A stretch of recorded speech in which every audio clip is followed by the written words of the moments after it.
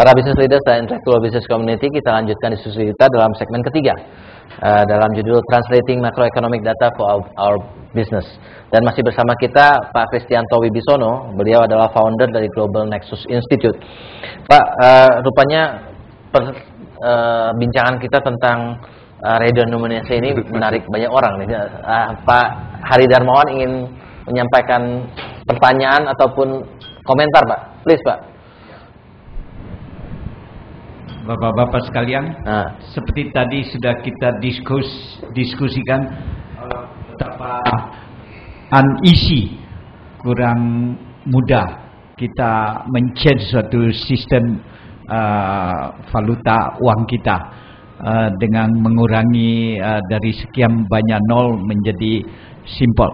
Tetapi pertanyaan saya, kalau terus-terusan begitu, it is not now to action, ini sangat membingungkan termasuk kami sendiri. Karena sekarang belanjanya sudah 50.000, 500.000 ya. Bagi saya masih mudah saya bisa mentelusuri, tapi banyak orang asing, kawan-kawan saya, waduh, dia kebingungan sekali. Jadi kalau dalam transaksi dunia internasional dalam bisnis maupun apa juga, bagi orang asing sangat tidak mudah.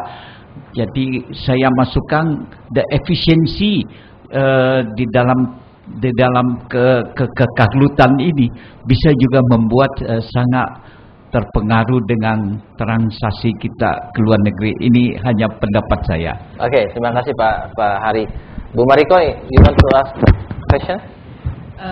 Mungkin saya sedikit bertolak belakang dengan Pak Hari adalah apakah ini sudah menjadi prioritas kita sebagai negara Indonesia yang masih banyak sekali permasalahan ya saat ini. Karena saya dengar katanya untuk melakukan suatu aksi denominasi itu adalah it's a lot of a cost that it will be involved. Apakah itu adalah menjadi prioritas kita sekarang dan itu harus dilakukan pada tahun-tahun ke depan ini, atau ini bisa dilakukan nanti setelah 5 atau 10 years later on gitu. Saya mau tahu bagaimana itu permasalahannya. Thank you. Thank you. Good questions, Pak. Jadi dari Pak Hari pertanyakan adalah dari segi efisiensi ada nilainya katanya, bahwa itu mengurangi kebingungan. Ya, kebingungan justru, bukankah kebingungannya lebih bagus? Harga barang di Indonesia kok murah banget gitu ya. Nolnya banyak gitu kan. Nah, dari Bu Mariko adalah dari segi cost-nya. Dari segi cost-nya, dan apakah itu is a priority sekarang? Jadi memang sebenarnya kalau praktis ya, sekarang kalau di banyak restoran tuh kan ditulisnya kan 29 Okay. kecil, jadi udah jelas loh. Jadi itu kalau dari segi penyederhanaan memang betul Pak Hari. Jadi kalau ide ini ditinjau dari segi sekedar penyederhanaan, menghapus 3 menghilangkan 3 dengan mata uang yang beredar sama, itu is okay. Tapi yang cost-nya Bu Mari bukan cuma cost itu, psychological cost, the political cost itu kan begitu. Darmin nasional dari ngomong gini, besoknya seluruh dari Menko, Budiono, Wakil Presiden semua seolah-olah membantah toh. Karena political cost-nya lebih besar gitu.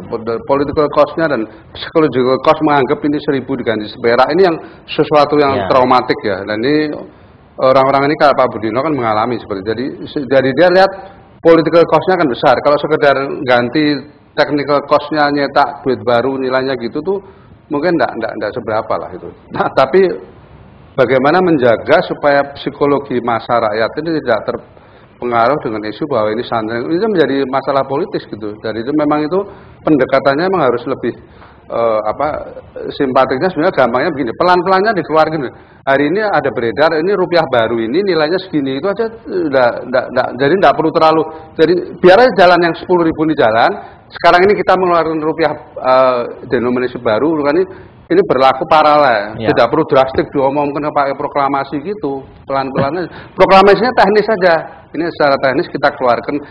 Kita kan saben kali kan mengeluarkan rupiah baru toh, rupiah baru itu kan nolnya masih tetap sama. Nah, kali ini untuk efisiensi kita ganti dengan pendekatannya masih begitu. Saya rasa ini memang rada salah, karena dengan istilah menyebut-nyebut Zimbabwe, Turki dan segala macam, orang jadi takut, dikira ini betul-betul sunring gitu. Padahal itu tidak begitu, padahal ini teknikal aja sebetulnya, bukan sesuatu yang substansinya kita dalam krisis loh. Lain kalau 1000 jadi seperak itu memang krisis betul waktu 13 Desember 65 itu. Jadi lain gitu loh kondisinya. Nah, ini yang rada kurang dijelaskan oleh Pak Darmin Nasution. Jadi saya tahu itu slap of public relation lah. Substansinya sebenarnya oke, cuma sosialisasinya ini yang memang rada rumit ya. Memang karena trauma bagi yang orang-orang lalu, evaluasi bolak-balik. Jadi orang itu sudah terlanjur distrust sama government gitu. Bahwa government itu always evaluasi segala macam juga merampok uang rakyat itu sebetulnya. Ya, cuman pakai istilah jadi devaluasi itu kan duit rakyat dirampok gitu, duit nilainya hilang separuh, hilang seberapa macam. And talking about priorities, Pak, itu juga not really priority, Pak ya? Ya, cuman tadi practicality dan ya. Pak, selain dari denominasi gitu, kita juga seringkali tiap tahun kita lihat adanya pengumuman APBN gitu ya. APBN untuk tahun berikutnya. Apa sih yang kita bisa baca dari APBN itu yang untuk bisnis kita gitu loh? Nah, ini menarik. Dulu pertama kali PDB itu terbit dengan buletin, justru saya menganalisa APBN itu apa artinya. Kalau kita teliti APBN itu berapa yang untuk gaji. Kalau gaji dari pegawai negeri, tapi gaji pun berarti kalau pegawai negeri dapat gaji kan dia membelanjakan. Jadi itu ada business opportunity-nya. Kemudian yang untuk proyek berapa, untuk ini berapa. Jadi kalau dianalisa APBN itu sebetulnya merupakan suatu kamus atau directory of business opportunity gitu loh. Jadi dari segi itu tuh sebetulnya bisa pengusaha bisa memperoleh manfaat kalau ngerti, kalau jeli, ini departemen ini budgetnya sekian lah, bisa. Jadi APBN betul-betul merupakan salah satu sumber untuk bisa menjadi bisnis mungkin bagi orang yang sudah sering menjadi rekanan pemerintah, tapi bagi yang tidak mungkin tidak mengetahui. Tapi kalau ini kira-kira gitu. Jadi APBN itu artinya di seluruh dunia tuh APBN selalu di Singapura pun pasti ditunggu orang karena pasti ada unsur spending by the government yang akan impact to the business yang menjadi supplier atau apa gitu loh. Jadi stimulus pemerintah itu akan lari kemana gitu? Ya, kelihatan di situlah ya. Bisa kelihatan di sana bisa ditelusuri di situ. Nah, gitu. kalau untuk APBN kita sekarang kira-kira stimulusnya kemana? Nah, APBN ini juga kelihatannya defisitnya cuma 150 triliun dan memang kita duitnya pemerintah cuma punya 1.000 triliun mau apa yuk. Jadi ya dari 1.000 triliun jatuh 1.000 triliun belum 1.200 triliun. 1.200 triliun kan cuma 1/5 dari GDP atau dari rakyat di luar pemerintah itu 80% dari GDP kita ya. Pemerintah sendiri cuma punya duit 1.200. Nah, jadi maksudnya kembali dari duit yang segitu pun kan lumayan buat kita. Iya, pasti berdampak kepada lah. Dari kelihatan tren dari APBN kita, kira-kira segmen mana yang akan mendapat stimulus itu, Pak? Yang mendapat government spending yang besar gitu.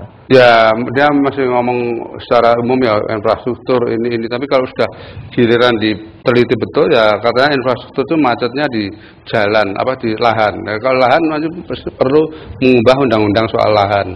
Nah, di situ timbul pro dan kontra. Mungkin saudara tidak ngikutin bahwa di DPR sekarang sedang didiskusikan masalah PP penguasaan tanah terlantar. Nah, di situ terutama orang rei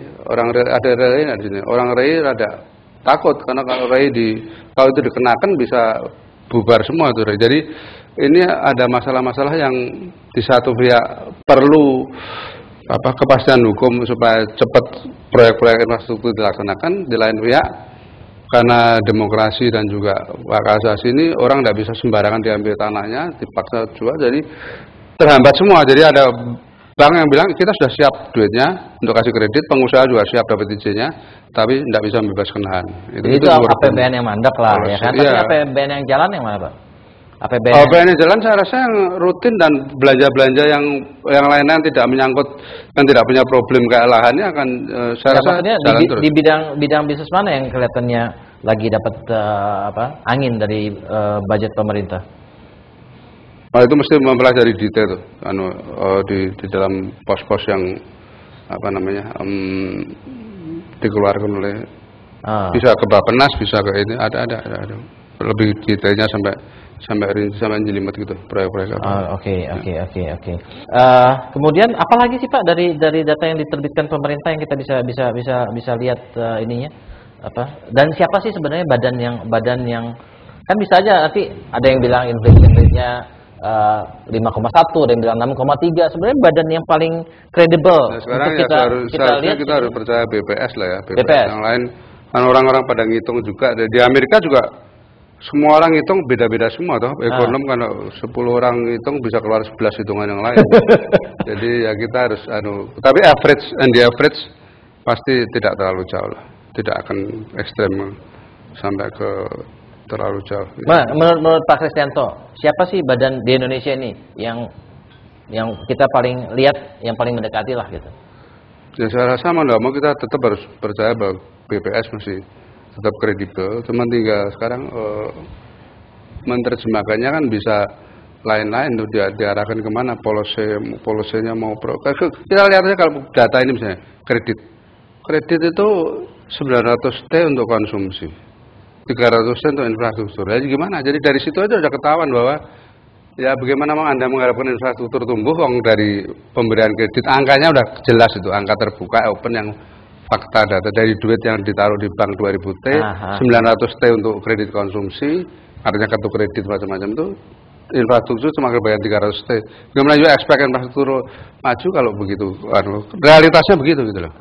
Ya jadi judge yang adil itu BPS lah gitu ya. Ya. Judge yang kita bisa lihat. Dan akhirnya sama kok, karena sekarang kan sudah online semua, cepat. Jadi kalau terjadi diskrepansi langsung bisa cepat dikonsolidasikan. Misalnya data HPS sama BI katanya kemarin berbeda soal simpanan pihak ketiga. Dana pihak ketiga bukan simpenan, nanti dikira dana pihak ketiga. Setelah itu jadi dana pihak ketiga ini kan sekarang 2000T. Ini kan dulu yang heboh waktu Senturi itu dana pihak ketiga yang tidak terjamin. Sekarang pun yang terjamin cuma separuh, yang lain yang di atas 2M kan tidak terjamin. Betul.